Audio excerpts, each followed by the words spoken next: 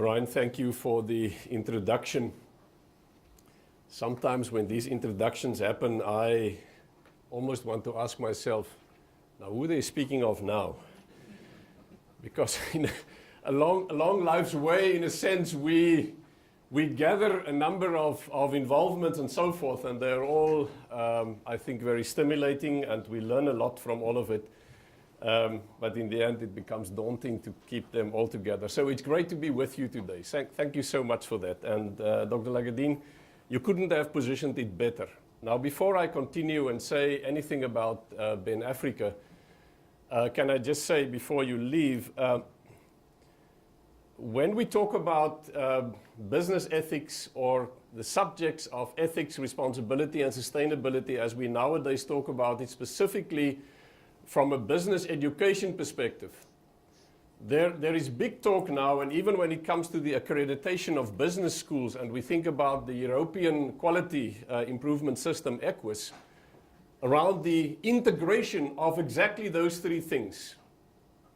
But then there is a big proviso, which is about whether you simply recognize this as a subject amongst others, or whether it is recognizable across the board. It doesn't matter what you speak about. So it's one thing to have it as a particular topic and say, but we do attend to it. But if you build that into a silo and it doesn't pierce through to economics, to finance, to marketing, to organizational development and so forth, then it doesn't bring you far. But EQUIS goes further. It is not only about whether it is recognizable in your MBA, it is whether it is recognizable in all your programs, and whether it is recognizable in the life of your whole institution. In academia, in operations, in logistics, in stakeholder relationships, and so forth.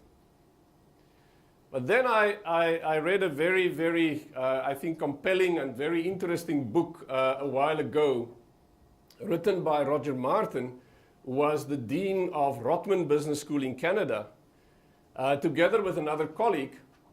And when they then analyze this particular challenge from a business school perspective, they come to the point where they say, it is not about integration alone. It is not about whether you are able to recognize the salt and pepper of these subjects across the board in your whole institution. It is about whether you are developing integrators. And that's the big thing. Whether you are developing integrators.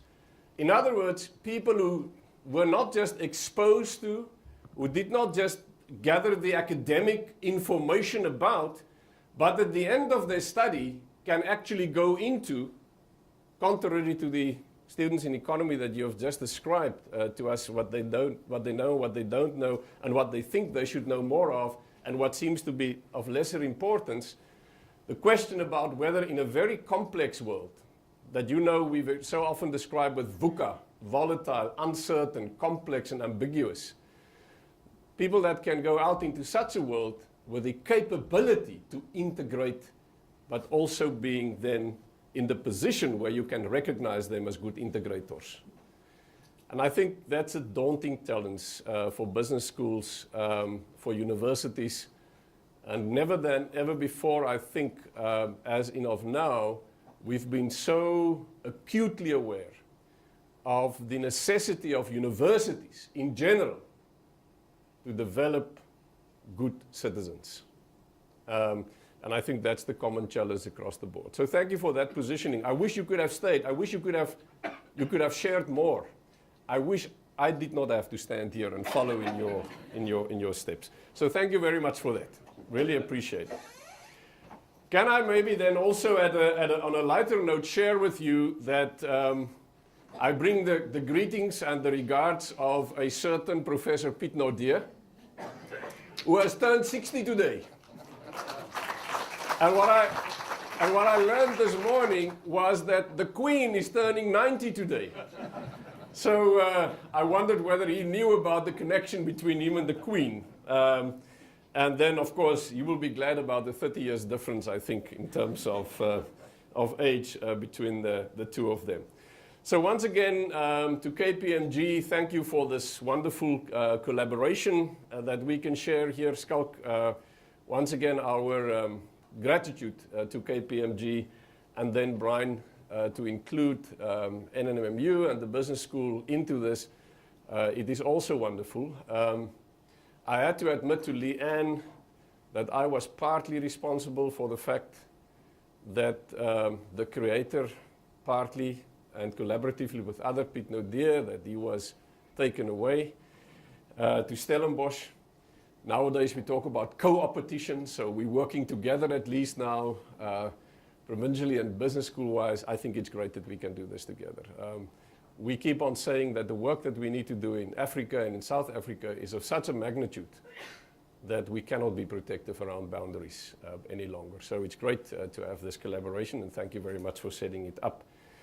Just a few things about BEN Africa, just to give you a sense. It's the Business Ethics Network of Africa, having been developed about 15, 16 years ago on the equator. And ever since, we have had annual conferences quite across the continent. And then more lately, apart from just our conferences and our journal, which is an accredited journal, the African Journal of Business Ethics, we have also started to develop more lately, since last year, these more practitioner-orientated conversations. In other words, bring the worlds of academia and business together. And by the way, I'm not an academic ethicist myself. My specializations are in sustainability, corporate responsibility, leadership, and so forth. But of course, you cannot do that without a solid ethical basis. But we have been bringing these conversations on a variety of these topics more into the kind of practitioner mainstream of conversations that we also need nowadays. And you know what? Our challenge is that whenever we talk about, whenever we talk ethics from an academic point of view, the practitioners tend to tell us, we don't have time for those slow, long, dragged-out conversations over a period of 2-3 days. Please, heaven forbid, spare us that. Then on the other hand, the academics tend to say to us, please, those quick, speedy, short conversations with the easy answers that you think that you can manage and conquer ethics in a 2-3 hour session, that's not for us. So what we then now started to do was to say, okay, when we have a conference, let the academics have their piece of the pie and give them a solid, long, slow, deep conversation. And then we will enrich that, and we will amend that with another set of conversations, which is about bringing practitioners into the room where we can have the quicker, more practice-oriented conversation, and we just add a few academics to the mix. So this is where we, I think, find ourselves today, but I also recognize the fact that we're in an academic conversation, in an academic community. So I think what is important just maybe to share with you shortly is that given that being the topics, there are a few important trends, I think, shifts almost, that we could highlight. The one is that we seem to be moving away from the ethical dilemmas in business to the ethical foundations of business itself. It's becoming a much more foundational conversation about the purpose of business. What is business for? Where does it fit in? Brian, you have mentioned the fact that I'm at Stellenbosch Business School, a professor of business in society. There's a reason why we do not talk about business and society. It's a good reason. Because this is not a relationship that you have a choice about. And whether you can tend to the relationship or attend to it or nourish the relationship when you feel like you have either the time or the money to do so, and in that sense then commit old-style corporate social responsibility, which is premised on your profitability, on whether you have something in the wallet to give away. It's business in. It's about context. It's about time. It's about challenge. It's about where you find yourself. It's about stakeholdership. It's about the systemic interdependence in terms of the society in which you find yourself in. It's where you function. You don't have a choice. This is where you get your license from, in terms of your existence and your ability to operate. And how to work out those relationships, that is what is mattering. And therefore, we talk about business in society, not business and. And that shift is also evident nowadays in what's happening in the business ethics space. And therefore, I've mentioned before Dr. Lagadin left, therefore ethics, responsibility, and sustainability are moving from separation towards integration, from being subjects that some can take towards the salt and pepper almost of everything that we touch, that we teach, that we involve our students in. And the other very, very welcome development, I think, is the fact that ethics is moving from, not moving away, but it's expanding from philosophy departments to business schools. So I think it's a very welcome development. It's an important development. And finally, business ethics in professional circles and industry dialogues are also, I think, much more prevalent nowadays. And hopefully this conversation will not stay in this room, but it will also go out to industry, to practitioner circles. And maybe from that point of view, can I just have a quick indication who in the room today are actually from industry, from practice, and not from academia itself? Quite a good number of you.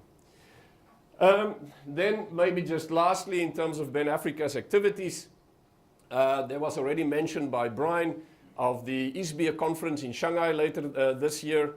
There is also our conference in November in Stellenbosch, the BEN Africa Conference on Governance and Ethics for African Development. There is our fora that we have, Johannesburg, Cape Town, Stellenbosch, and now Port Elizabeth, and it will go back to Cape Town and maybe back to Johannesburg eventually. This is not directly part of what BEN Africa does, but we have a kind of a stake in that. I have a stake in that, being also related to my role at Stellenbosch Business School. The Academy of Business in Society Africa Values-Based Leadership Program. It's something that we're in the process of developing. We are looking towards doing something around this. In other words, bringing an African movement about around responsible leadership development and management education. And then there is something that we have started now at Stellenbosch Business School, is an Africa Directors Program. Because we also are of the opinion that the educational input and young students and even business school students and the senior managers that we are picking up on in terms of our executive education programs that you also have here, that's a long-term investment. And will only carry through until the time that those people are really the senior people and the directors.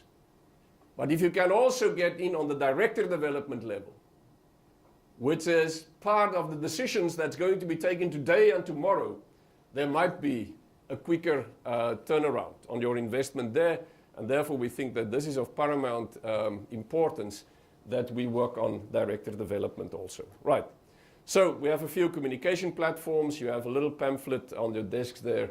Let us move on to our topic of the day. So I was in terms of why cheat. I was kind of intrigued by the question, if this was not the question for today, but if that was the topic, how many people would have been here? Probably less. Probably less. There would probably have been much less interest in talking about being honest and truthful and showing integrity than there might be interest in a topic, so why cheat? And one could ask the question, so why is that the case? What is it when we talk about something that is so true to our human vulnerability, to our being human in the normal sense of the word? So it's a topic that kind of sits with me in the sense that, if I can sort of approach it from a bit of a different angle, I can talk about being a specialist in governance or being a specialist in medicine. But I would be slow about talking about being a specialist in cheating. knowledge about it, yes. But it's not as if we can talk about something that is simply just far removed from us. It is something that comes so close, that sits so closely with us, because it connects us in a sense altogether. So I do not want to approach the topic from a kind of a high-level academic distanced point of view. I would rather talk about it more from a human, vulnerable positioning. And then hopefully on the foundation of that, Schalk will highlight more about the kind of incidental corporate things out there that we need to be cognizant of. And he will have quite a number of case studies that he will show to us. So what does it mean? And I did what academics tell their students not to do. Don't go to Wikipedia. I did go to Wikipedia. I'll tell you about another resource that I have consulted with just now as well. I did go to Wikipedia, and there the definition is, it is an easy way out of an unpleasant situation by dishonest means. And then it shows us the kind of incidences that we could be talking about.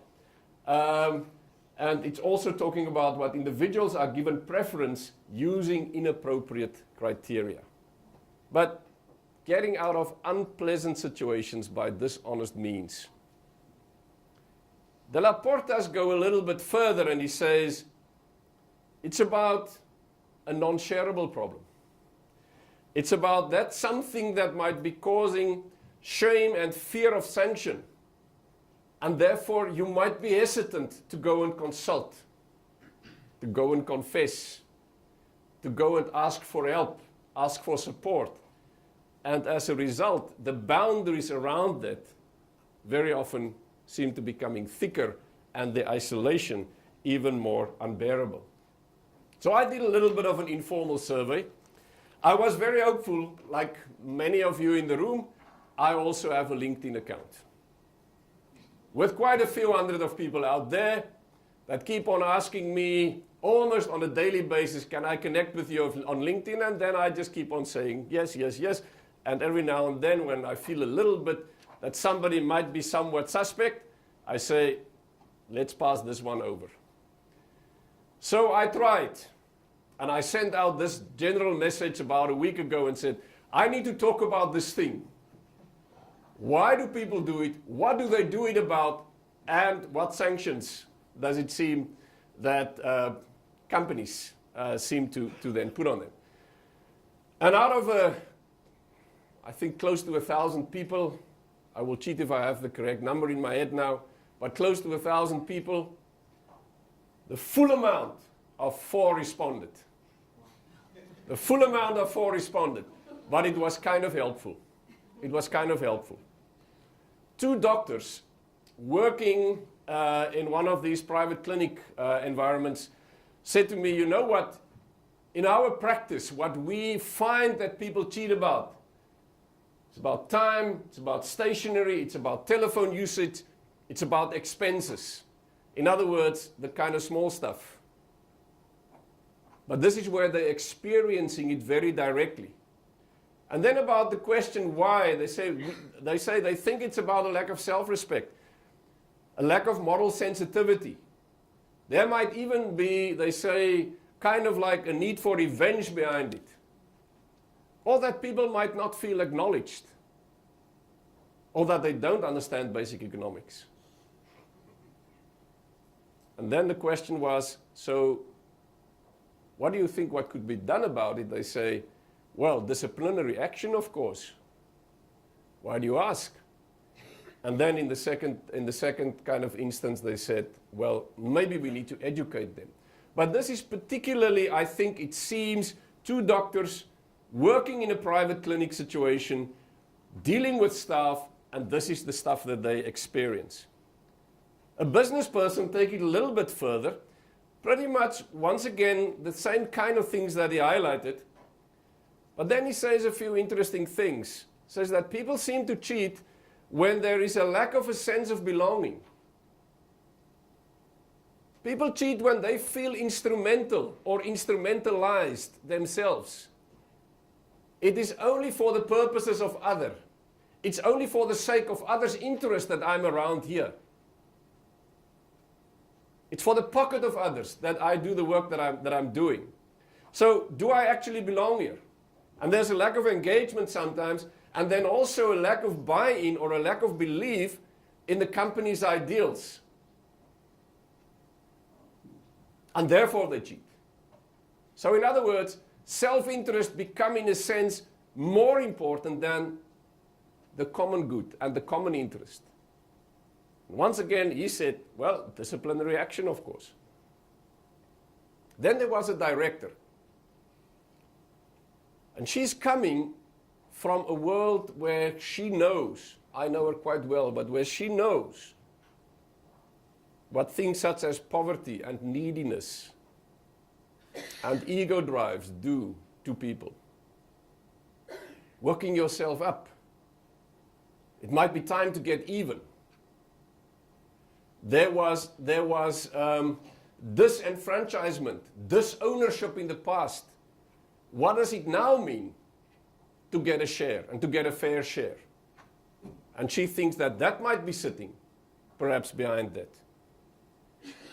And then there was an academic who said, well, the fear of not being good enough, the fear of being cheated. And for some people there might be a sense of habitual lying. And she then highlighted whistleblowing and so forth. And then I had a very interesting experience last night, experience at the hotel, where between me and the chef and between me and the waiter, there was a conversation. And that kind of normal conversations about where are you from, what are you doing. I was specifically, when they learned that I'm from Cape Town or Stellenbosch, I was asked, so what are you doing here? And when I said, well, I'm going to participate in a call about cheating, it was that the eyes just opened and said, what? Are you serious? I said, yes, I'm serious. And then I wanted to ask them, so why? What do you think? And the chef was quick to say, it's because of greed. And the waiter was quick to say, they are not satisfied, they want more. Now, to bring a little bit of my other life in here, the chef then said, only God can make us happy. And both of them said, we will pray for you tomorrow.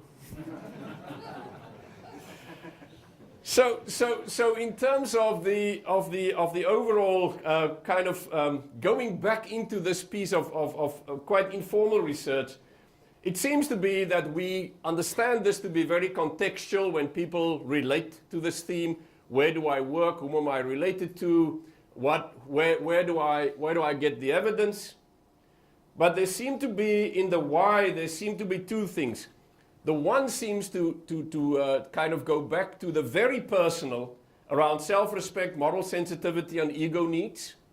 And the other seems to go to the relational, which is about lack of acknowledgement, belonging, and engagement. But the so what interests me quite a lot, because punish the cheater or teach the cheater differently, I don't think that's going to cut it for us. There's something more. And I would like to get to that something more. Oh, by the way, the waitress, she was a student, or she is a student, and she said to me, please, don't do a boring presentation. Tell a few stories from your own life experience as well. So I had some good advice. I had some good advice from her side. It seems to me that we can make a few very broad, very kind of rough generalizations. Almost like looking at cheating from making it look better point of view. And these would be the things that sit there. Making it looking better than what it really is. There seems to be the kind of things that making it look lesser. And this is when we confronted with the tax man. This is when you don't want to pretend that you have what you really have. But there you really want to from a performance point of view, you really want to be perceived more positively.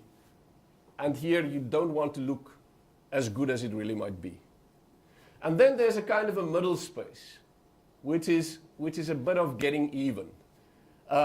More in the lateral sense of the word, where I think the abuse of resources, the perceived unfairness, where something such as plagiarism and so forth, where that becomes part of the picture. And it seems to me that when we look at this, that there are kind of two forces at work in us. On the one hand, and this is what the literature tells us as well, there's a lot of cheating that is about cost-benefit analysis. What is the upside? What is the downside? What is the economics at stake for me as an individual in this very moment? Even when I'm speeding. What is the upside? What is the downside? Is it small enough so that out of my pocket I can just even it out? Or is it so big that I rather need to be careful? So one element of it seems to sit with the cost-benefit accounting that we do so regularly on a daily basis. On the other side of it, it's about morality. It's about values. It's about the boundaries of where I think I'm comfortable to maintain integrity, to stay true to myself and what I believe in. And in a sense, and I think this is what also sits behind what Dr. Lagadin said in the beginning. In a sense, these two forces seems to be at work within us. So it's not just about why others do it. It is about how do I reckon with it on a daily basis in terms of what I need to do, about what I need to decide about my own cost accounting. And sometimes it seems that it starts with the one, which might be the cost-benefit analysis. But I don't think you can disengage it from morality, because it seems to end up in the moral space, where also at the same time, we might be plagued afterwards by feelings of guilt. What have I done? Why did I do it? Was I out of my mind? Or it could work the other way around. But we inevitably start with one, but we are faced with the other, and you can never, I think, disengage the two things from one another. So do we know what is right and push through nevertheless because of the perceived benefit on the other side? But you could never separate them. I need to haste myself. So there's a part of this, I think, that sits in the space of cheating and the self. One part of it is self-justification.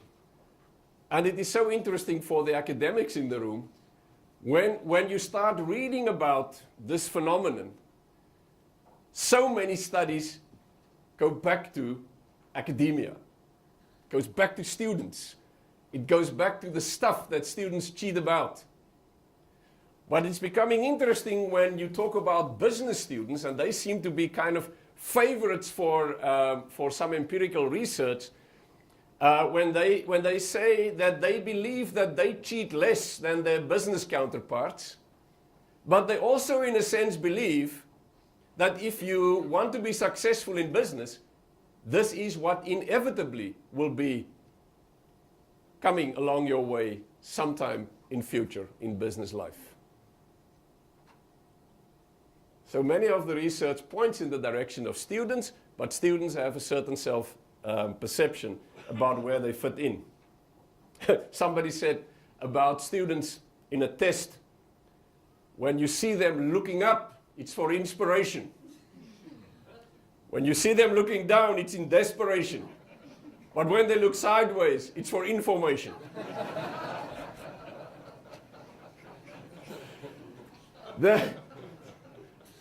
The other piece that seems to sit in the literature, and I'm glad to have a colleague that has done some work on this, Mias de Klerk, seems to be sitting in the space of self-deception. And this research helps us to understand that we are simply not as ethical as we believe we are, and we are prone to overstate our own morality. And it also helps us to understand that sometimes we need to recognize that we might flip into a state of unintended ethicality where, in a sense, our self-regulation leaves us. Once again, why have I done it? Why so? And then this is the interesting one that I would like to spend a little bit of time on. I was asked some time ago, a few years ago, by somebody from the financial services sector who said, can you please take our brokers and give them a workshop on governance and ethics, and this is what you need to do. And in this is what you need to do, said all the stuff about what I thought they already have to know about FICA and about the law and about the Financial Services Charter and everything in there. And yet, this HR director of this financial services company wanted me to work with his brokers, people out in the field, on this. And I said, it can't be true. It is impossible for this to be true. That people who have gone through so many workshops, sat in so many classes, that at this point in time have to know the law, the policies and the regulations by heart, that they can ask me to do a workshop on what they already know. There must be something else. And I discovered that something else in literature on self-depletion. And what the literature on self-depletion actually says is that people are yielding to the temptation of cheating when they are depleted, when they're working under heavy deadlines, heavy pressure, when they're stressed in the workplace, and when there is a sense of where they have a need for anxiety avoidance. And that brought me to the literature around self-control. And I'm going to cut it short now. We can leave it for the conversation, Brian, because I don't want to eat into Schalk's time. But in terms of the literature under self-control, it is about that capacity to override that cost-benefit analysis mechanism that we are so good at.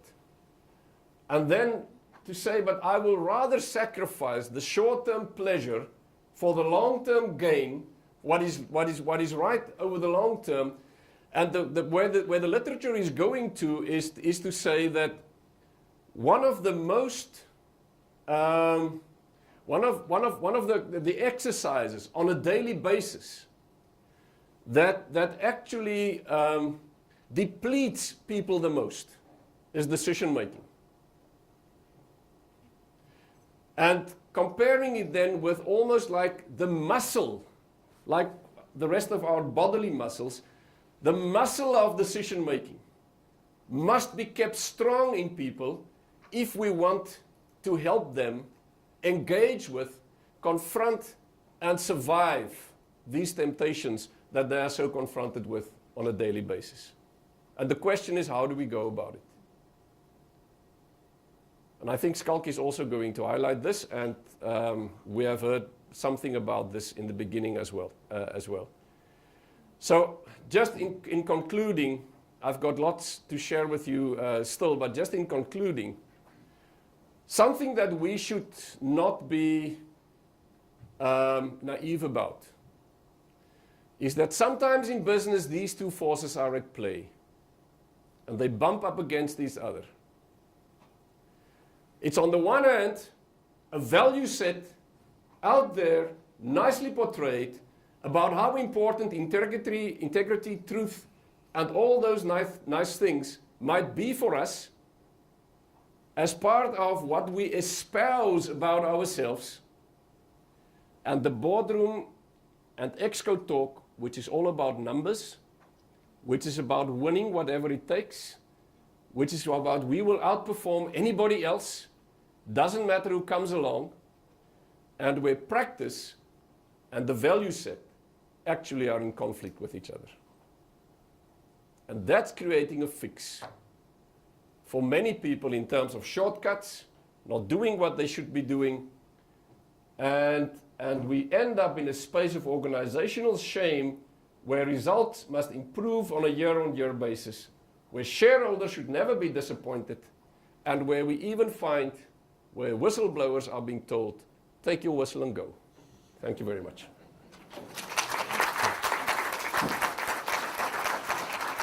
Well, okay.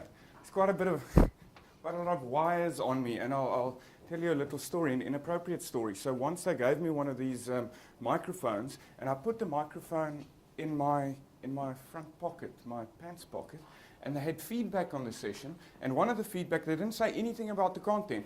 They just said something in his pants was distracting. And I thought, okay, I'll take the compliment, but this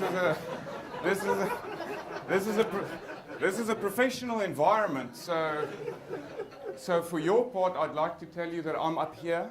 So please just look at that. The other thing, Brian, thank you for highlighting the conflict of interest in me being here. I appreciate that, but I've always hated the CV reading beforehand, and I think I've hated it because it creates unnecessary expectations that I cannot live up to. But I've realized what the rationale is behind it. The rationale is risk management. So if I fail, you can say, but the CV looked fine. It's not our fault. It's not our fault. Okay. So thank you to the NMMU Business School for hosting us here. Thank you all of you for arriving. I must say, I believe we're talking about cheating, but you've been cheated. I think the dean should have stayed, and he should have just done the whole talk. So I apologize that you have to listen to me, but this is apparently what the program is now. But it is a privilege for me to be here. I'll let you in on a little secret. This PE is my home ground. It's my hometown. I actually grew up here. I went to law school Hendrik Verwoerd, which for obvious reasons now is law school Newton Park, no longer Hendrik Verwoerd. Then I went to Hoërskool Rdf Malherbe. I think that is still the Hoërskool Rdf Malherbe. I mean, he was an innocuous poet. Okay. That's a little offensive joke. I'll tell you another secret. The other secret is my parents are actually in the audience. Okay, Japie and Suzanne, thank you for arriving. I've never done this. I've never said hi to my parents in a presentation, but just because they've never been here. So I just want to, I have many disclaimers to make. The first disclaimer is, whatever goes wrong here, please do not blame my parents, they're good people. This is not completely their fault. It's only just a... Now they also know what you do. Now they see, yeah, no, I won't go into it. Okay, but a bit of background on myself. My name's Schalk Engelbrecht. I work in KPMG's forensic department. As you know, forensic, or as you can guess, unfortunately we're not CSI. We don't have blood splatter experts. It's all accounting, but apparently the sexy part of accounting. If you can talk of a sexy part of accounting, then forensics is that part. And you'll know that forensics, most of the time, we investigate fraud, theft, and corruption. When money goes missing, either in the private sphere or in government, they might call us in. We send in teams of people that read through spicy emails and less spicy financial statements, and we try and figure out what happened to the money and who's responsible. That's what forensic does most of the time. It's not what I do. It's very difficult to say what I do, but forensic, from our experience of when and how fraud, theft, and corruption occur, we also try and help companies prevent it from happening in the first place. We try and prevent cheating. Okay. Why? Okay. I wish I could tell you because we hate injustice. Okay. But it's probably because we like money. Okay. So, why prevent fraud, theft, and corruption? Because it's cheaper. It's cheaper to prevent fraud, theft, and corruption than it is to try and respond to it afterwards. If it's already taken place, then it's almost, and you try and look at it retrospectively, you're almost throwing good money after bad money. Because forensic investigators are expensive, and even if you're successful, even if you find the people that are responsible, most of the time the money's been eaten. You don't really recover that much of the money. Okay. And your operations have been disrupted, your management is busy with investigators instead of busy operating, and there's reputational damage that it takes quite a while longer to recover. So it's cheaper to prevent than it is to respond to it, and we do that in two ways. We have a fraud risk management team, and they say, unfortunately, the best predictor of fraud, theft, and corruption is still opportunity. If there's an opportunity to steal money, Someone will take that opportunity. Someone will take that money. So part of it is creating controls that minimize the opportunity to commit fraud, theft, and corruption. You'll know what some of these are. A simple example is segregation of duty. The person that needs a supplier doesn't also approve the supplier, doesn't also pay the supplier. If you segregate duties in this way, you minimize the opportunity to commit fraud. Our experience, though, no set of controls is perfect. If someone wants to steal from you, they'll be able to steal from you. If you're interested, a nice way to do it is collusion. If you collude with the person that approves the supply, with the person that pays the supply, you've nullified the control of segregation of duty. I'll try not to go into that in too much detail. That's a course that I give after hours, how to steal from your employer. We're going to try and focus on how you prevent it. That's really a joke. KPMG does not have a course on how to steal from your employer. Yeah, that's my own course. Okay. So if controls can fail, then you need to back up your controls with something else. And that something else is ethics. And that's what I do. I advise companies on ethics. Okay. What exactly is ethics? In the first place, it's about encouraging people or creating an environment, and I'll come back to that. That's, I think, Arnold, where you wanted to end. It's about creating an environment, an ethical organizational culture that encourages and empowers people to act in ethically responsible ways. Okay, that sounds like common sense. Don't all organizations encourage their people to act in ethically responsible ways? Okay? Actually, we don't. We don't start the financial year by saying, okay, people, let's go out there and be ethical. Okay? No one says that. What do we say at the beginning of a financial year? Do universities have financial year? What do we say at the beginning of a financial year? Let's make the money. Let's make the targets. Okay, and this, we always say this is a very good message. You want to push people. You want them to be productive. You want to reach the targets. Otherwise, you can be a very ethical company for a very short time. Okay, you need to encourage people to make the numbers. But if you focus on that exclusively and aggressively, then sometimes people get a bit creative in how they reach those targets. And some of that creativity we call fraud. Okay. So that's the first thing, create the right kind of environment. The second thing is you want a vigilant workforce. You want people that, when they become aware of fraud, theft, and corruption, actually say something. Actually put up their hand and say, this isn't right. Okay? Encouraging whistleblowing in a sense. The stats teach us that on average, it takes up to 18 months for a company just to detect that fraud is taking place. 18 months. Okay? I'm not saying if you're committing fraud now and it hasn't been 18 months, you can go on until 18 months. That's only the average. Okay? Some get caught earlier. But in 18 months, you can do a lot of damage. No one goes to court on one count of fraud. People go to court on 17 counts of fraud or 117 counts of fraud. And the reason's got something to do with ethics and the self-deception, Arnold, you were talking about. The reason has got something to do with ethics and how we self-deceive. So the first time you get away with it, your mind starts playing tricks on you. Your mind starts asking, Schalk, are you really stealing from KPMG? Or has KPMG been stealing from you? And now it is time for you to take back what KPMG has been stealing from you. Okay, that getting even thing also. We call it rationalization. All of us have the ability to tell ourselves that we're not doing anything wrong, even when we clearly are doing something. So that's ethics in short. That's the background. That's what I do, or what I try to do. I have to make a couple of disclaimers. I've already disclaimed my parents. The other two disclaimers I have to make is the first thing is when I tell people I work in ethics, they tend to think of me as the dominee or as the pastor, so people are careful not to swear in front of me, and I can't get anyone to share their pirated and downloaded movies with me. I think they think I'm testing them. So let me just put you at ease, okay? You have to distinguish between a good person, an ethical person, and someone who works in ethics, or an ethics consultant. I just work in ethics, okay?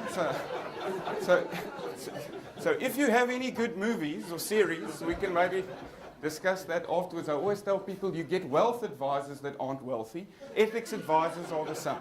Okay,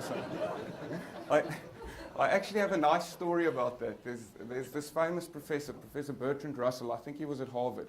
But at the same time, he was a professor of ethics or morality and mathematics. But he was also famously a philanderer. So from time to time, he had inappropriate relationships with his students. So the dean or the board or whoever called him in, and they said, Professor Russell, you're a professor of ethics. How can you act like this? And he said, yes, well, I'm also a professor of mathematics. You don't expect me to be a triangle, do you? So I will ask the same of you not to expect that I'm a triangle. Okay. So, I suppose the first question is, why bother with ethics in the first place? We're in business, okay? We're here.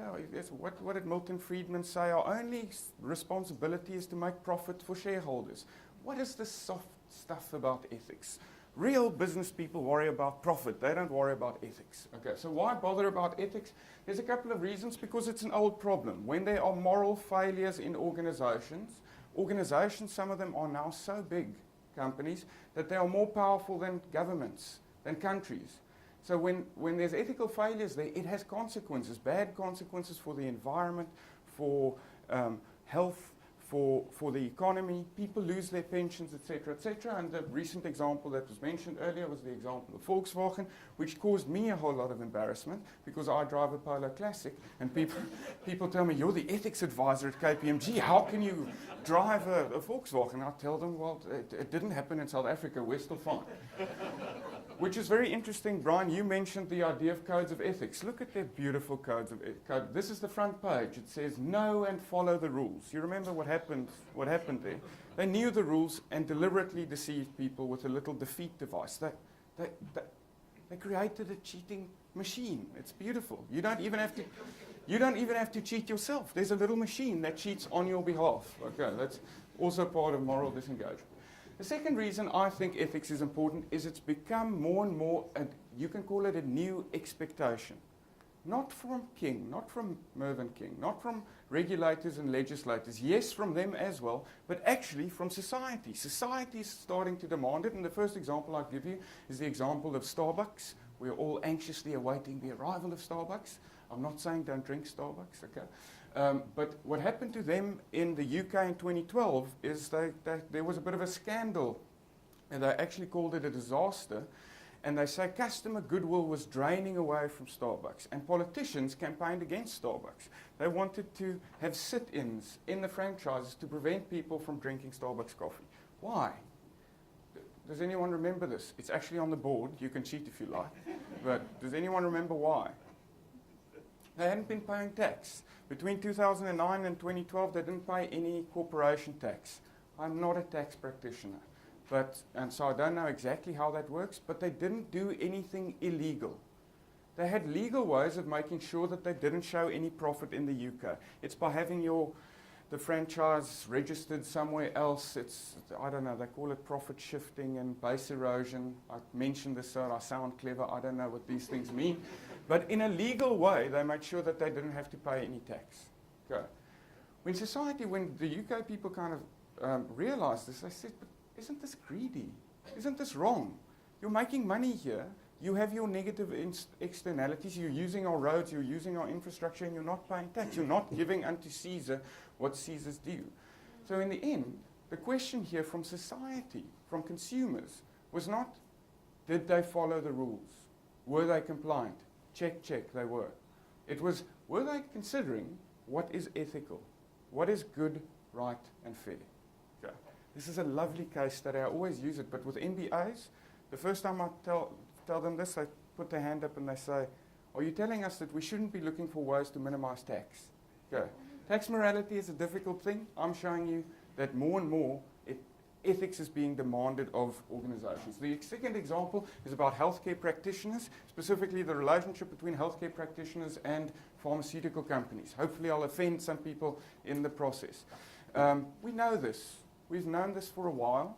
But more and more every now and then in the media, people ask, but is my doctor on the payroll of Big Pharma? So what happens? Pharmaceutical companies pay doctors to speak at conferences. They also sponsor them directly to go and attend international conferences. That includes your registration, that includes your accommodation, that includes your meals, flights, etc., etc. And for a good reason. You need doctors to be at the forefront of knowledge of the medical profession. So they call it continued medical education, a very good idea. Doctors also don't see a problem with this. They say it has no influence on their objectivity, and how else are they going to go to these conferences? And they say it has no effect on their objectivity. More and more, the evidence is showing that doctors' scripting becomes a little bit skewed after they've been sponsored by a pharmaceutical company to attend one of these events. And patients, clients, customers are saying, we didn't know that our doctor is being sponsored, and we think that's a breach of trust. Maybe he or she should just acknowledge in our session together that, yes, I'm prescribing this, but I have received money from them. Obviously, doctors are mortified by this idea, obviously probably for good reasons.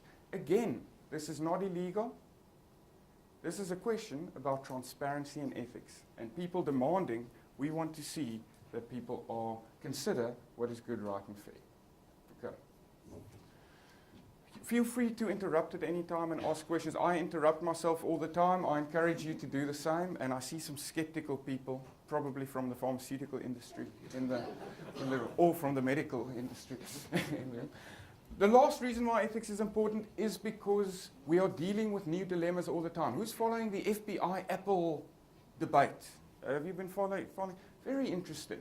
The FBI is saying, for safety, for national security, we just want to go into a suicide bomber's Apple account and go through his phone. They're not asking Apple to give them the password. They're asking Apple to create software that allows them to test a whole lot of different passwords and make sure that the phone doesn't delete itself. Okay. Apple are saying, if we do this, unfortunately, you can't just create a backdoor for the good guys. Okay? This means we've created a backdoor for everyone. And that's dangerous in the long run. It's dangerous, and there are issues of privacy involved. So here's a new kind of dilemma that we have to start considering. One, not necessarily a legal one, but an ethical one. Okay. So this is why ethics is important. Questions, comments? Brian, you'll let me know when... Yeah, I've got my list. Okay, thank you. So, what have we done up until now? I've asked why is ethics important. Now we'll skip over most of it. No, not really. But what I quickly want to do is say, so if ethics is important, first of all, then what exactly is ethics? And what have we learned about when people cheat and what the implications are for organizations? I'll try and speed it up just a little bit. So first of all, so what exactly is ethics? I've kind of given an indication. It's about asking what's good, right, and fair. What are the consequences? What are the rules? What are the rules that apply to me? And am I being fair? Okay. But I always like to use this interesting example, a study that was done fairly recently, to indicate what ethics is. And this was done by the Reader's Digest. Does anyone remember the Reader's Digest? Okay. If you grew up in a house like mine, then there was normally like a stack of Reader's Digests, okay, normally next to the bathroom, okay, in the bathroom, and the bookshelves were all these compendiums of shortened versions of books that you get from the Reader's Digest. The Reader's Digest actually still exists, and now and then they dabble in the realm of ethics. So in 2012, they asked themselves, which city is the most honest city in the world? And the way that they went about doing this is how do you research which city is the most honest? They went to 12, I'll remember now, I think like 16 world cities, they went to 16 world cities, and in each of these cities, at different places, but comparable places, this is not the most scientific of studies, but it's entertaining. They dropped 12 wallets. In the wallet was the equivalent to $50 in local currency, business cards, a family picture, contact details. Okay. And then they checked how many of the wallets were returned. I want to actually ask you, which city do you think was the most honest city? Just a small disclaimer, for some reason, they didn't venture into Africa. I don't know why. It might have been, I was offended. I think it might have been budget constraints. They also I also didn't go into Australia. But if you had... But if you had to guess, which is the world's most honest city? Sorry? Canada? Oh, good. Why do you say that? Well, they are perceived to be a very honest nation. Yes, rule-following kind of, yes, very nice. I think a very good answer, but false. Wrong. Thank you. Thanks for playing. I'm joking. The Vatican? The Vatican?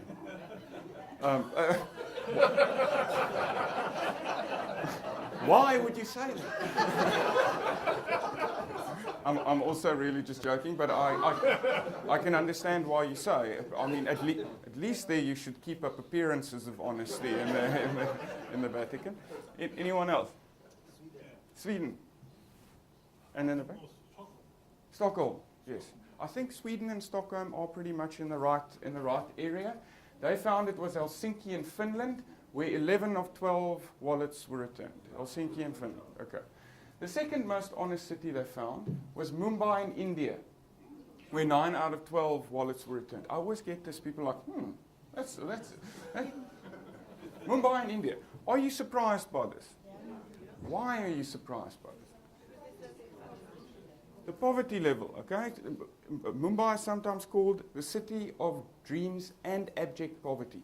There is a good rational reason to keep the wallet there. If I'm in poverty, I think it will be fairly easy to rationalize keeping the wallet. And yet, 9 out of 12 wallets were returned, okay? The first time I presented this, it was to accounting students at WITS. The first time I used this example, when I said this, all the Indian students high-fived one another. And it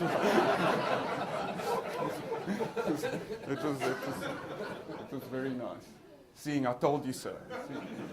So Helsinki in Finland. Okay, the least honest city they found was Lisbon in Portugal. There, 1 of the wallets were returned. Okay. This is not me saying this. This is the Reader's Digest. It was not returned by anyone from Lisbon in Portugal. It was returned.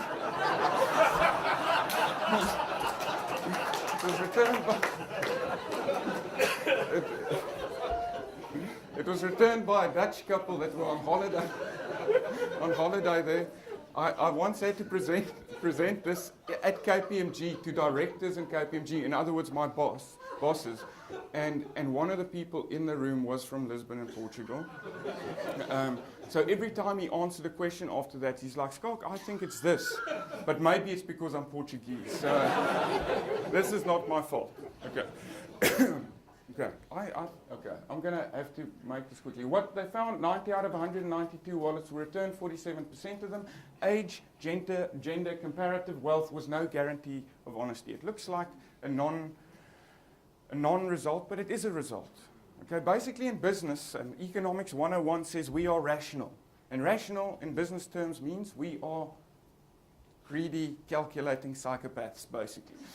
It means that we're utility maximizers, that whenever we have to make a decision, we weigh up the costs and the benefits, and then we make a decision that will be in my own best interest. We're utility maximizers. This shows, yes, we have that.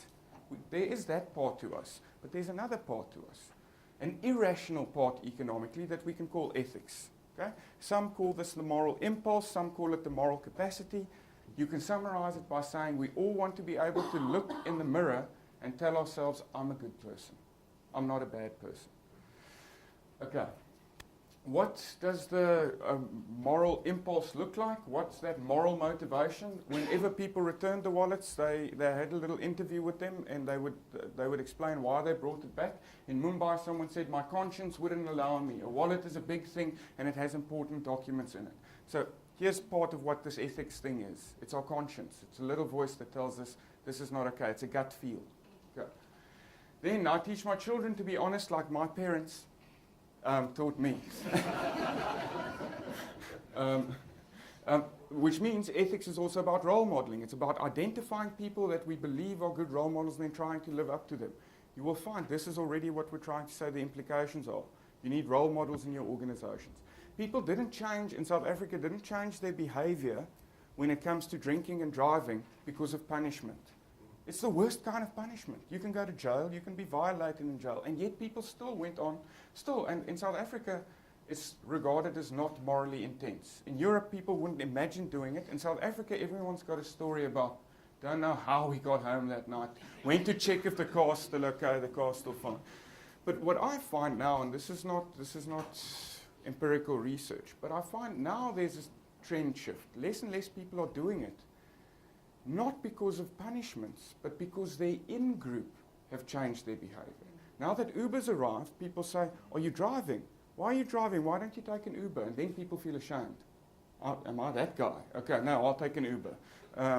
And so role modeling becomes very important. Then someone in Moscow who identified himself as an officer of emergency situations said, I'm an officer and I am bound by an officer's ethical code.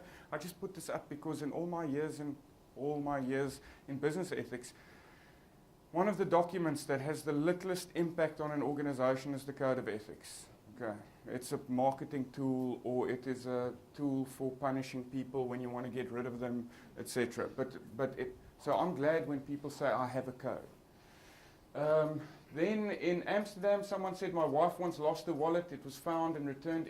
Isn't honesty wonderful? That's empathy, the ability to put myself in the shoes of someone else. This is very interesting. In Berlin, someone said, I saw the photo. Remember, there was a photo of someone, a family photo. I saw the photo of the mother with her child. Whatever else is important, a photo like that means something to the owner. I thought, wonderful, not the money, not the effort of the cards, but the sentimentality of that picture. So when I read this, I immediately went out looking for a family picture to put in my wallet. Yeah. The problem is I don't have children, so I'm taking pictures with other people's children and putting, just that can get you in trouble as well. Just be careful. Okay. The point that I wanted to make here is we tend to think of people, and in organizations we tend to assume people, if there's a chance to steal, lie, and step on someone else, people will take it, so we need controls, we need surveillance. There's another way of looking at it as well. We have a built-in moral capacity. Okay. What Immanuel Kant calls the moral law within. And business ethics is a lot about creating environments that activate that moral capacity. It's already there.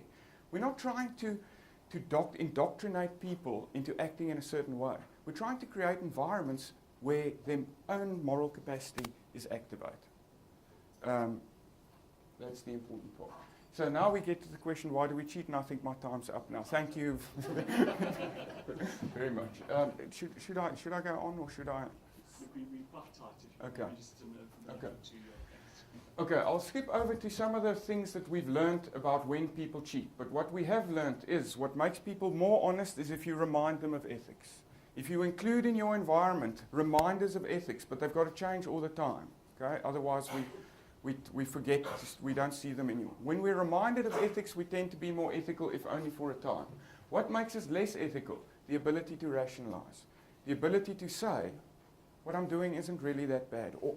And there's 4 ways that you can rationalize. Change the description of what you're doing. I'm not stealing, I'm borrowing. I'll give it back. I'm not stealing, I'm taking what's owed to me, for instance.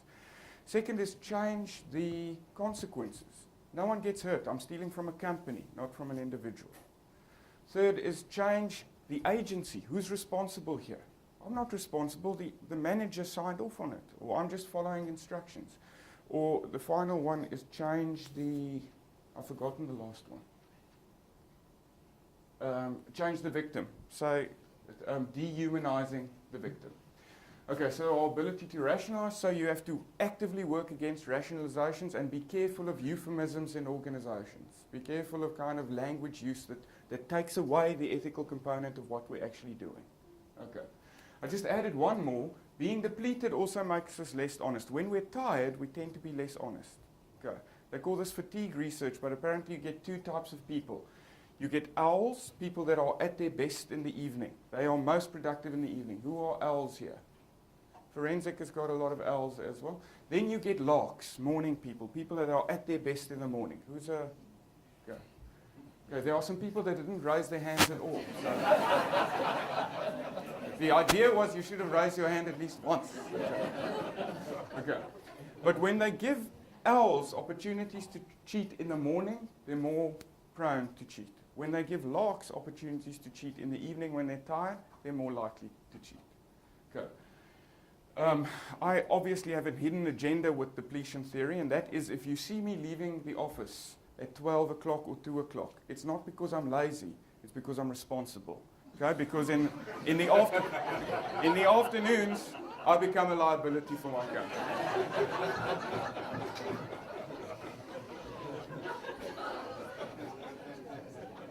Okay. This is not news. We've realized that ethics is not just about character, about who you are and how sophisticated your ethical reasoning is. It's also about environments that help us activate that moral capacity. It's now even part of regulation like King 3. Also, if you go and look at the concept, the draft of King 4, Arnold, I know you were involved, all of this is also in there.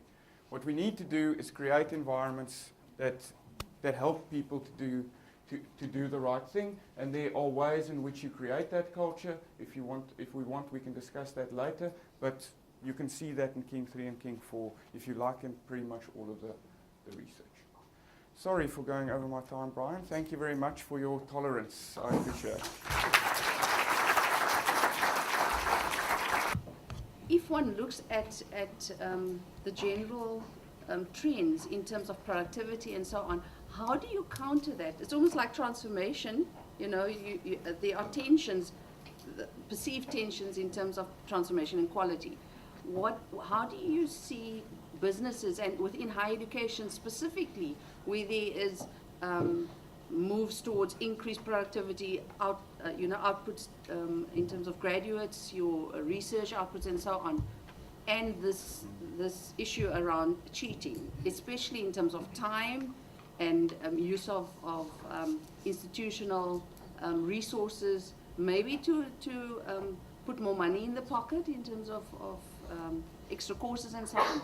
Not your extra course after hours, but how do you see one reconciling those tensions and conscientizing your staff around ethical behavior, yet not reducing that, let's say, competitive edge in terms of research outputs, teaching outputs, and so on?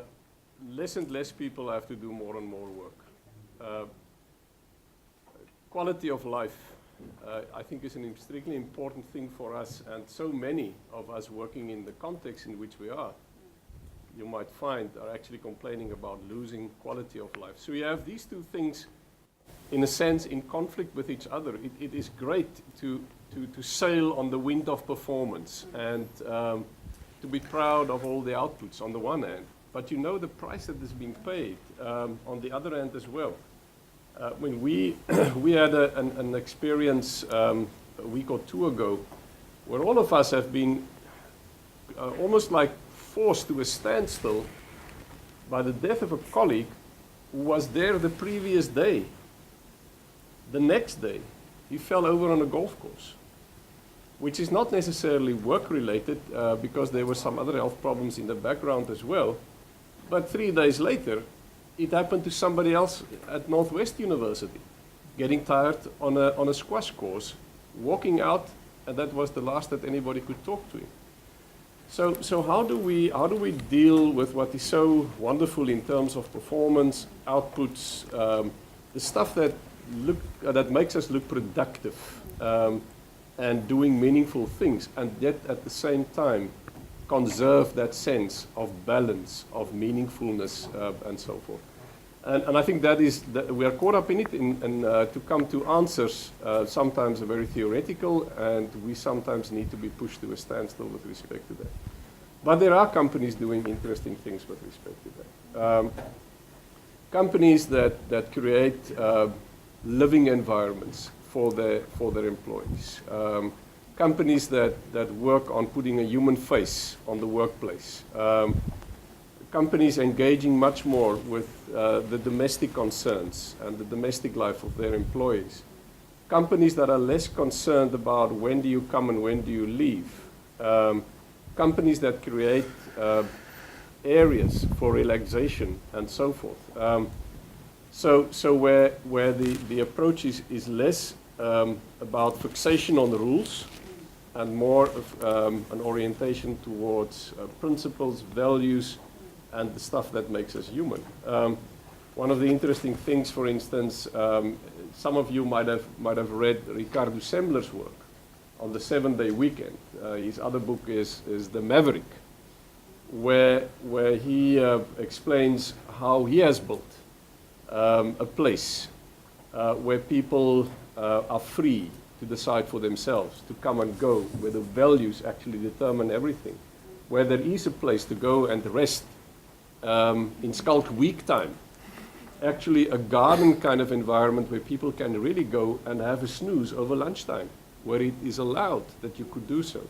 Now that I think is not a safeguard, but at least I think it puts us in front of the question, so how do we create livable workplaces?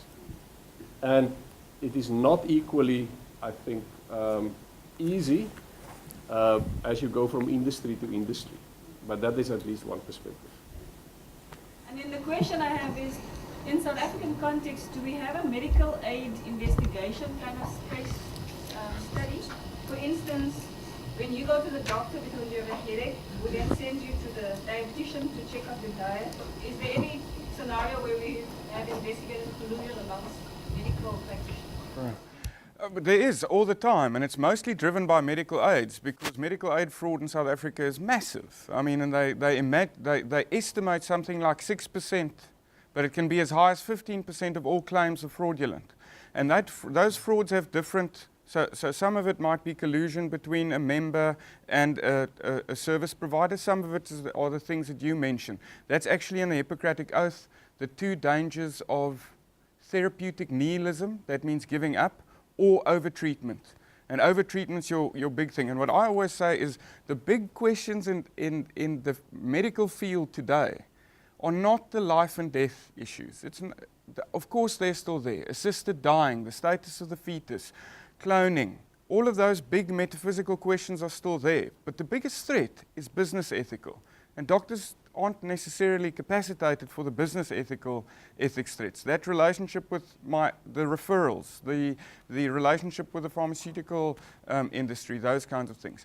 A lot of work is being done in forensic departments, but also driven a lot by your discoveries, etc. And they try and get a multi-stakeholder approach, having people from the HPCSA involved, people from medical schemes involved, people from suppliers involved to see how that can be curbed.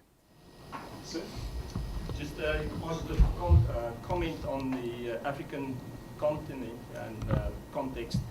And that is never to underestimate the isolated role of teaching ethics and taking it further. We had the privilege in January to educate a task team, international task team in the field of human trafficking. And there's a big part of this was on ethical training in terms of bribery and acceptance and so forth. Less than 24 hours ago, we received the message or the good news of a major breakthrough by a rural delegate in the north of Zambia, where he solved a major case based on ethical, where you could have accepted a huge sum of money, nobody would have known, and the effect there is involving 4 countries in this success and even getting the girls back to their homes. Is anybody familiar with the work of Mary Gentile, Giving Voice to Values? Not. It's quite interesting. You can look it up on the internet. Mary Gentile, many years ago, Gentile as in Gentile, many years ago when she was still teaching at Harvard as a professor in business ethics, she realized that some of the sophisticated, philosophically orientated frameworks centered around the big names and the kind of difficult ethical concepts are not actually equipping people to deal with ethical dilemmas in the workplace to the extent that that we should have expected. I mean, for me, having been a minister in my previous career, I know that the right preaching does not necessarily lead to the right behavior out there. Therefore, we keep on preaching Sunday after Sunday. So the point is that teaching people the right stuff does not necessarily convert towards right behavior. And one of the things that she then started to do some investigations in is, why is that the case? So in other words, she then from then on started working on building a bridge between knowledge and practice, knowing the right things and exercising the necessary integrity in doing so. And what she discovered was that it is not necessarily about knowing the difference between right and wrong. It is about how do you do right when you know what is right. And that's perhaps the biggest desire in the life of many people. How do you know how to do right when you know what is right? Finding a communication strategy, finding the right words, developing the necessary courage, knowing when is the right question to answer, to encourage a debate about something that you might have a discomfort about, and so forth. And she then started to develop a program and the tools around giving voice to values and helping people to build that bridge. And that has become tremendously successful. And that I would like to link back maybe to my response to the previous question around building cultures that are more balanced and healthy and so forth. I think one of our big challenges is how do we create a context in which it is safe to tell the truth? And maybe if we then say, where are we coming from? How did we grow up? The fear of telling the truth is not for the first time being created in a corporate or business environment. The fear for telling the truth is sometimes coming from the domestic space, from having been naughty for the first time, for being afraid to admit, or from the way in which we might have been punished, or from the stuff that is literally being preached in communities out there in terms of how people think about and how they communicate about value systems and so forth. So we, in a sense, try to make right what has gone wrong long ago. And the question is, how do we create a context and a culture where it is safe to tell the truth? And it is not about only being safe about telling the truth. I think it's about being safe to be truthful, even in your vulnerability as a human being. And maybe that's the thing that we need to focus on as well. May I just follow up on it? Is it also not about taking responsibility? I mean, I hear exactly where you're going, but is it also not inculcating that sense of taking responsibility for the choices that you are making? But even that is a problem. When I work with business school students in the MBA program, and I ask them the question, so what associations do you make with the concept responsibility?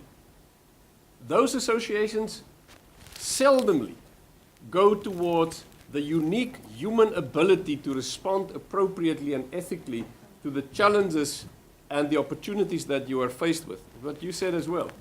Most of the responses go back to duty, to what is not being done, to omissions in behavior and so forth, which might come from maybe a parent walking kind of tired into the home at the end of the day and looking at the mess and say, what on earth is going on here?